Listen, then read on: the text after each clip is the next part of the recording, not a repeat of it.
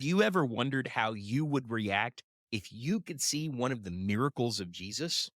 At the end of Mark 4, going into Mark 5, we get several examples of Jesus's miracles, and we're told how the people react to them.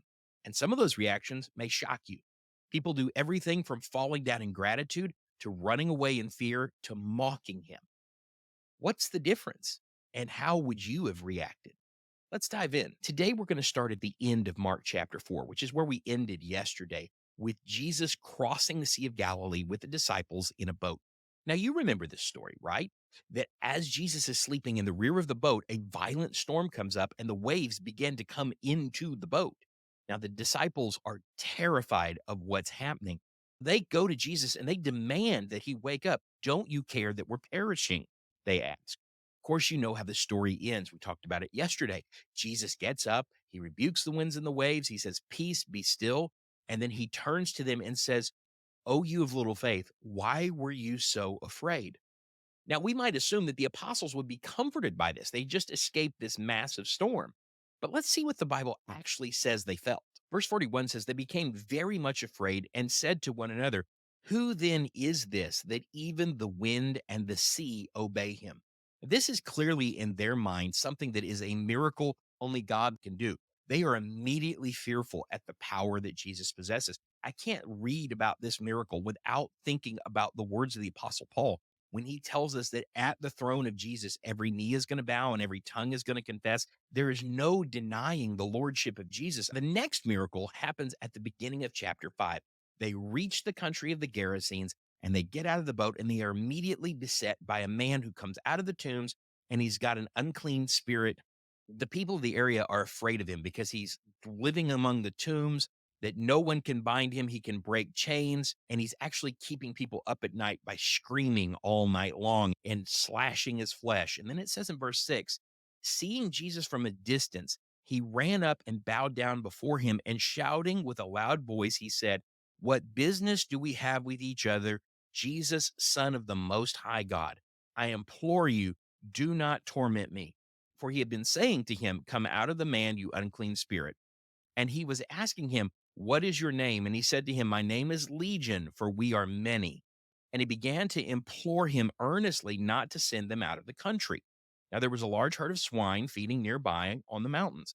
The demons implored him, saying, "Send us into the swine so that we may enter them." And Jesus gave them permission. Coming out, the unclean spirit entered the swine, and the herd rushed down the steep bank into the sea, about 2,000 of them, and they were drowned in the sea. What we see is exactly what James talks about. The demons even believe and tremble. They're afraid of Jesus. But what we don't see yet is how the people in the area react. Jesus gets two different reactions. The first is from those who are watching over the swine. They run away from Jesus. They go into the city and they're reporting what happens. And the second is from those who dwell in the city. Look at what it says in verse 16. Those who had seen it described it to them and how it happened, and the demon possessed man, and all about the swine. And they began to implore him, this is speaking of Jesus, to leave the region. So he's just got there. He did this great thing. He released this man from demon possession, and the people of the city and the region are like, "You got to leave." They don't know what to do with this person that they've encountered who can work this kind of work of God. They're terrified. There's a lot of people who, when they encounter the gospel, they don't know what to do with Jesus. On the one hand, Jesus can do great things for them. He can take away their sin. But on the other hand, there's something very frightening about encountering Jesus, because to encounter him and come to him means to completely change who you are. These people understood they were dealing with a power that could do things that they couldn't fathom, but they wanted to pretend like it doesn't exist. Have you ever known anybody that was like that? This is not an uncommon reaction. There's one more reaction to this miracle of casting out demons, and that's the reaction of the man who had been freed from the demons. Look at what it says in verse 18. And as he was getting into the boat, the man who had been demon possessed was imploring him that he might accompany him. He wanted to be one of Jesus's disciples. And he did not let him, but he said to him, "Go home to your people and report to them what great things the Lord has done for you and how he had mercy on you." And he went away and began to proclaim in Decapolis what great things Jesus had done for him, and everyone was amazed. Now, maybe you're wondering why Jesus didn't let this man accompany him. And it's because the region of the Gerasenes was a Gentile region and Decapolis was a Gentile city. So this man couldn't be one of Jesus's apostles. They needed to be from the Jews. This is the first guy to go preach to Gentiles that we have any record of. And he's talking about a personal experience that he has with Jesus. He saved me. That's one of the great things that we can do to help spread the message of the kingdom. When we put on Christ and we know that we have this forgiveness of sins because we are in Christ, we can talk about the transformation that Jesus made possible that wouldn't have otherwise been possible. Are there going to be people who want us to stop talking about it, like the Gerasenes? Sure. But then there's also going to be people that want to hear, like the people in the city of Decapolis. Now, it says in verse 21 that when Jesus crossed over again in the boat to the other side, a large crowd gathered around him, so he stayed by the seashore. And one of the synagogue officials named Jairus came up, and on seeing him, he fell at his feet and implored him earnestly, saying, "My little daughter is at the point of death. Please come and lay your hands on her so that she will get well and live." And he went off with him, and a large crowd was following him and pressing in on him. This is interesting. A synagogue official. That means he's going to be in tight with the scribes and the Pharisees. That he comes to Jesus because he earnestly desires something that Jesus can offer. We see is that when he's got no other hope, this man actually comes and bows himself before Jesus. So Jesus begins to make the journey to Jairus's house. There's this huge crowd pressing in on him. Now, there's this woman in the middle of the crowd, and this is what it says about her in verse 25. A woman who had a hemorrhage for 12 years and had endured much at the hands of the physicians and had spent all that she had and was not helped at all, but rather had grown worse. So she had spent all of her money trying to be cured of this bleeding issue that she has, and none of the physicians could help her. In fact, they had probably made her condition worse.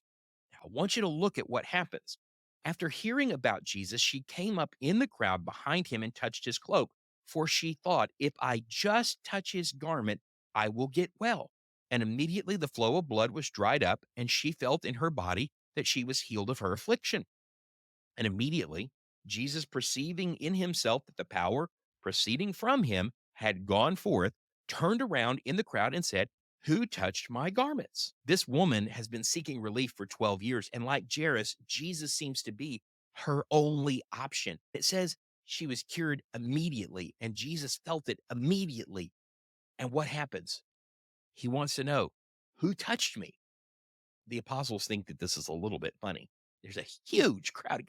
They're going, "What do you mean? Who touched you? Do you see this crowd?" And Jesus said, "Someone touched my garment." And the woman came forth and she bowed down before him and she told him what she had done. Can you imagine the fear she would have felt at that moment? The fear approaching him, knowing that she had been unclean when she touched his garment, knowing that she didn't deserve the gift that she had taken from Jesus. She could have run away into the crowd, but instead she falls down before him and admits what she's done. And he said to her, "Daughter, your faith has made you well. Go in peace and be healed of your affliction." He was literally changing the life of this woman. And that is exactly how we should receive Jesus today. He is someone who can literally change your life. He is the only one who can offer the kind of salvation. We need to come to him as the only one, as the one who can literally save our soul. Now, there's one more reaction that I want you to see. And this one is not so good. It's more like the Gerasenes. In verse 35, we're told that while Jesus is speaking with this woman, there are people that come from the house of the synagogue official saying, "Your daughter has died. Why trouble the teacher anymore?" Now, I suspect that they're showing up when they did to tell Jairus, "Stop troubling Jesus," is not because they think that Jairus is being a problem for Jesus. It's probably a little bit of a backhanded insult, like they're telling Jairus, Jesus waited too long. He was too busy talking to this woman who doesn't mean anything to come heal your daughter. And I'll show you why I think that in just a moment. But if you're getting something out of this, hit that subscribe button. Do you know we talk about stuff like this every single day? You don't have to miss an episode, and you can deepen your appreciation of the gospel just by following along with us. Also, if you are journaling, I want you to make note of this. We've got the links to the journaling Bibles in the description if you still want to pick one up. But I want you to copy this down.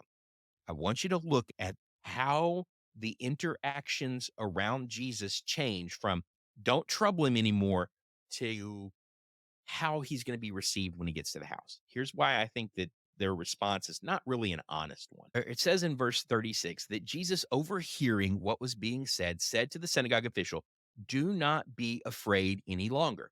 Just like the apostles, just like the men who saw the swine go into the sea, just like the Gerasenes. So, three different reactions to fear. The apostles marveled, the herdsmen ran away, the Gerasenes asked him to leave. How's Jairus going to respond? It doesn't tell us. In verse 37, it says, "And he allowed no one to accompany him except Peter, James, and John, the brother of James. And they came to the house of the synagogue official, and he saw a commotion and people loudly weeping and wailing." Now, that would be natural because this little girl was dead. And entering in, he said to them, "Why make a commotion and weep? The child has not died, but is asleep." And they began laughing at him.